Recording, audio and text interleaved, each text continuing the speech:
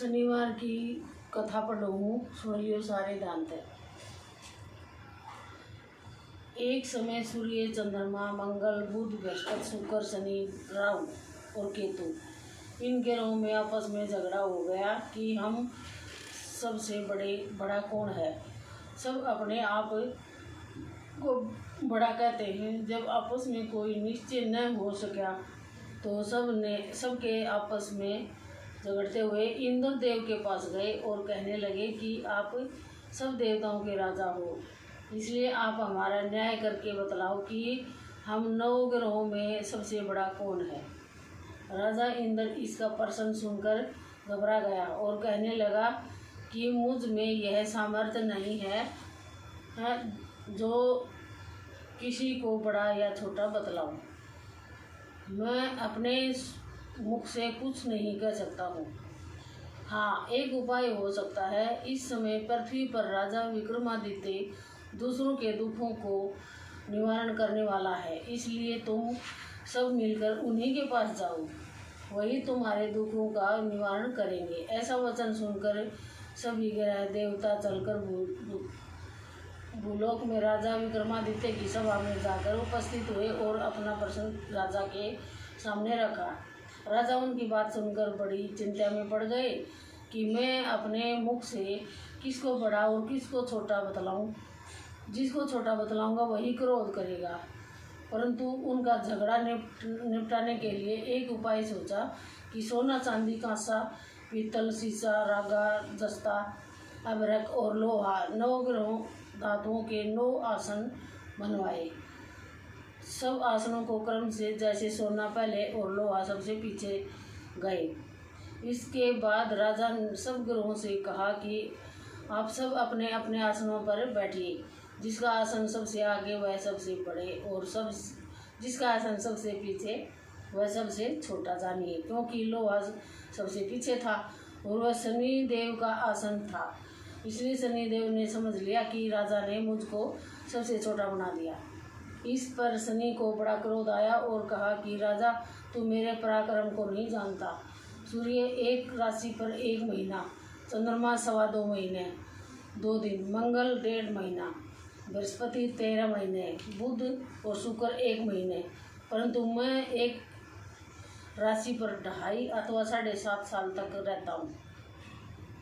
बड़े बड़े देवताओं को भी मैंने भीषण दुख दिया है। राजन सुनो, राम जी को 7.5 आई और वनवास हो गया और रावण पर आई तो राम ने लक्ष्मण को लेकर लंका पर चढ़ाई कर दी, रावण के कुल का नाश कर दिया।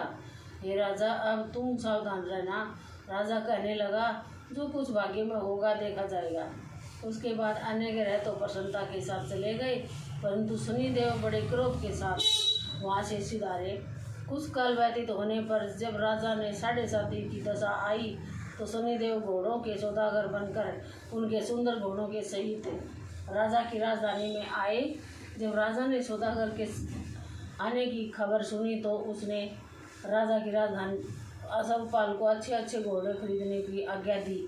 अशोकपाल ऐसे ही अच्छी नस्ल के घोड़े देखकर और उनका मूल्य सुनकर चकित हो गया और तुरंत ही राजा को खबर दी। राजा उन घोड़ों को देखकर एक अच्छा सा घोड़ा चुनकर सवारी के लिए चढ़ा। राजा के घोड़े की पीठ पर चढ़ते ही घोड़ा जोर से भागा।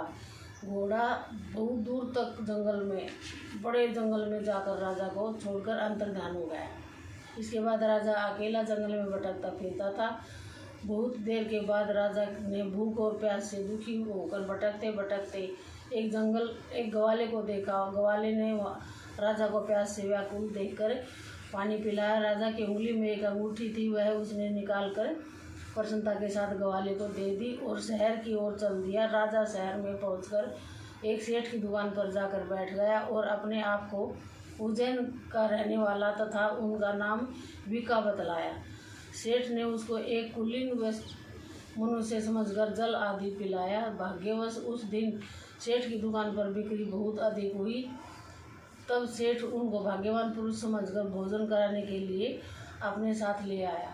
भोजन करते समय राजा ने आश्चर्य की बात देखी कि खुट्टी पर हार लटक रहा और वह खुट्टी उस हार को निगल रही थी। भोजन के बाद कमरे में आने पर जब सेठ को कमरे में हार न मिला तो सबने यही निश्चय किया कि सिवाय विका के कोई और नहीं कमरे में आया। अवश्य ही उसी ने हार चोरी किया है, परंतु विका ने हार लेने से मना कर दिया। इस पर बाद 5-7 आदमी इकट्ठे होकर उसको फौजदार के पास ले गए। फौजदार ने उसको राजा के सामने उपस्थित कर दिया और कहा कि यह आदमी तो भला प्रतीत होता है, चोर मालूम नहीं होता, परंतु सेठ का कहना है कि इसके सिवाय और कोई घर में आया ही नहीं, अवश्य ही इसी ने चोरी की है। तब राजा ने आज्ञा दी कि इसके हाथ पैर काट कर चौरंगियाँ किया जाए। राजा की आज्ञा का तुरंत पालन किया गया और विका के हाथ पैर काट दिए गए। इस प्रकार कुछ काल व्यतीत होने पर एक तेली उसको अपने घर ले गया और कोल्हू पर उसको बिठा दिया। विका उस पर बैठा हुआ अपनी जुबान से बैल हाँकता रहा। शनि की दशा समाप्त हो गई और एक रात को वर्षा ऋतु के समय वह मल्हार राग गाने लगा। उसका गाना सुनकर उस शहर के राजा की कन्या उस राग पर मोहित हो गई और दासी को खबर लाने को भेजा कि शहर में कौन गा रहा है। दासी सारे शहर में फिरती फिरती क्या देखती है कि तेली के घर में चौरंगिया राग गा रहा है। दासी ने महल में आकर राजकुमारी को सब वृत्तांत सुना दिया। बस उसी क्षण राजकुमारी ने अपने मन में यह प्रण कर लिया, चाहे कुछ हो, मैंने इस चौरंगिया के साथ विवाह करना है। प्रातःकाल होते ही जब दासी ने राजकुमारी को जगाना चाहा तो राजकुमारी अनशन व्रत लेकर पड़ी थी। तब दासी ने रानी के पास जाकर राजकुमारी के न उठने का वृत्तांत कहा। रानी ने तुरंत ही वहां पर आकर कुमारी को जगाया और उसके दुख का कारण पूछा। तो कुमारी ने कहा कि माताजी, मैंने यह प्रण कर लिया है कि तेली के घर में जो चौरंगिया है उसी के साथ विवाह करूँगी। माता ने कहा, पगली है, क्या बात कह रही है, तुझको किसी देश के राजा के साथ परणाया जाएगा। कन्या कहने लगी कि माताजी, मैं अपना प्रण कभी नहीं तोड़ूंगी। माता ने चिंतित होकर यह बात राजा को बताई। तब महाराज ने भी आकर यह समझाया कि मैं अभी देश देशांतर में अपने दूत भेजकर सुवेगे रूपवान एवं बड़े बड़े गुणी राजकुमार के साथ तुम्हारा विवाह करूंगा।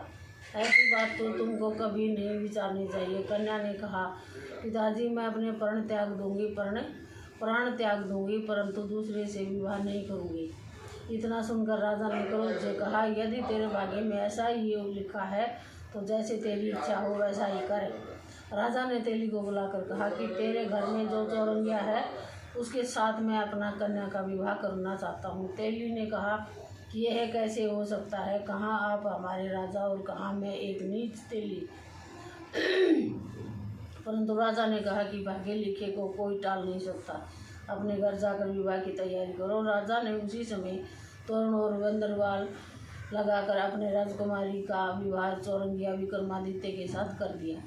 रात्रि को जब विक्रमादित्य और राजकुमारी महल में सोए तो आधी रात के समय शनिदेव ने विक्रमादित्य को सौंपन दिया कि राजा कहो, मुझको छोटा बतलाकर तुमने कितना दुख उठाया। राजा ने क्षमा मांगी।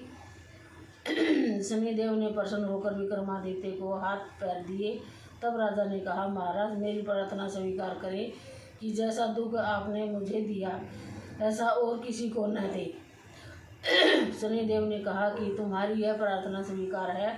जो मनुष्य मेरी कथा सुनेगा या कहेगा उसको मेरी दशा में कभी किसी प्रकार का दुख नहीं होगा। जो नित्य ही मेरा ध्यान करेगा और चींटियों को आटा डालेगा उसके साथ मनोरथ पूर्ण होंगे, सब मनोरथ पूर्ण होंगे। इतना कहकर शनिदेव अपने धाम को चले गए।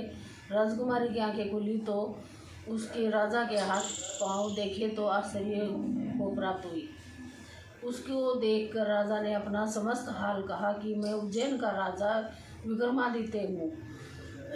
यह बात सुनकर राजकुमारी अत्यंत प्रसन्न हुई। प्रातःकाल राजकुमारी ने उसकी सखियों ने पूछा तो उसने अपने पति का समस्त वृत्तांत कह सुनाया। तब सब ने प्रसन्नता प्रकट की और कहा कि ईश्वर ने आपकी मनोकामना पूर्ण कर दी। जब उस सेठ ने यह सुनी तो वह विक्रमादित्य के पास आया और राजा विक्रमादित्य के पैरों पर गिरकर क्षमा मांगने लगा कि आप पर मैंने चोरी का झूठा दोष लगाया। आप मुझको जो चाहे दंड दे। राजा ने कहा, मुझ पर शनिदेव का कोप था, इसी कारण यह सब दुख मुझको प्राप्त हुआ। इसमें तुम्हारा कोई दोष नहीं है, तुम अपने घर पर जाकर अपना कार्य करो। सेठ बोला कि मुझे तभी शांति होगी जब आप मेरे घर चलकर प्रतिपूर्वक भोजन करोगे। राजा ने कहा कि जैसी आपकी मर्जी हो वैसा ही करें। सेठ ने ही अपने घर जाकर अनेक प्रकार के सुंदर भोजन बनवाए और राजा विक्रमादित्य को प्रतिभोज दिया। जिस समय भोजन कर रहे थे, एक अत्यंत आश्चर्य की बात सबको दिखाई दी। जो कुत्ती पहले ही हार निगल गई थी, वह अब हार उगल रही है, तब निगल रही थी, अब उगल रही है। सब भोजन समाप्त हो गया तो सेठ ने हाथ जोड़कर बहुत सी मोहरें राजा को भेंट की और कहा कि मेरे श्री कंवर नामक एक कन्या है, उसका पाणी ग्रहण आप करें। इसके बाद सेठ ने अपनी कन्या का विवाह राजा के साथ कर दिया। बहुत सा दान दहेज आदि दिया। इस प्रकार कुछ दिनों तक वहाँ निवास करने के बाद विक्रमादित्य ने शहर के राजा से कहा कि अभी मेरी उज्जैन जाने की इच्छा है। फिर कुछ दिन के बाद विदा लेकर राजकुमारी मन भावनी सेठ की कन्या श्री कंवर तथा दोनों जगह के दहेज में प्राप्त अनेक दास दासी रथ और पालकियों सहित विक्रमादित्य उज्जैन की तरफ चले। जब शहर के निकट पहुँचे और पूर्ववासियों ने राजा के आने का संवाद सुना तो समस्त उज्जैन की प्रजा आगमनी के लिए आई। तभी बड़ी प्रसन्नता से राजा अपने महल में पधारे। सारे शहर में बड़ा भारी महोत्सव मनाया गया और रात्रि को दीपमाला की गई। दूसरे दिन राजा ने शहर में यह सूचना कराई कि शनिश्चर देवता सब घरों में सर्वोपरि है। मैंने इनको छोटा बतलाया, इसी से मुझको यह दुख प्राप्त हुआ। इस कारण सारे शहर में सदा शनिश्चर की पूजा और कथा होने लगी। राजा और प्रजा अनेक प्रकार के दुख भोगती रही। जो कोई शनिश्चर की इस कथा को पढ़ता या सुनता है, शनिदेव की कृपा से उसके सब दुख दूर हो जाते हैं। शनिवार की कथा को व्रत के दिन अवश्य पढ़ना चाहिए। ओम शांति, ओम शांति। ओम शनिश्चराय नमः, ओम शनिश्चराय नमः। तो यह थी वही शनिवार की कथा। भाई छोटे मोटे किसी के काम अटक रहे हूँ तो आपने शनिवार की कथा पढ़ लिया करो शनिवार ने। और वही इतना ही मेरा है, वही शनिवार सबसे बड़ा है, सबसे भारी होता है। इसको हाथ नहीं जोड़ना चाहिए। शनि मंदिर में जा जब पीछे हाथ करके अक्षमा कर दे, इसलिए माफ़ी मांगनी चाहिए। हाथ जोड़ते हैं तो शनिवार बोलते हैं कि पीछे पीछे हो जाता है। सुनने में आया है, मुझे तो पता नहीं भाई। और इतनी आज की पूजा इतनी पढ़ूंगी हनुमान चालीसा, फिर लंबी वीडियो हो जाएगी।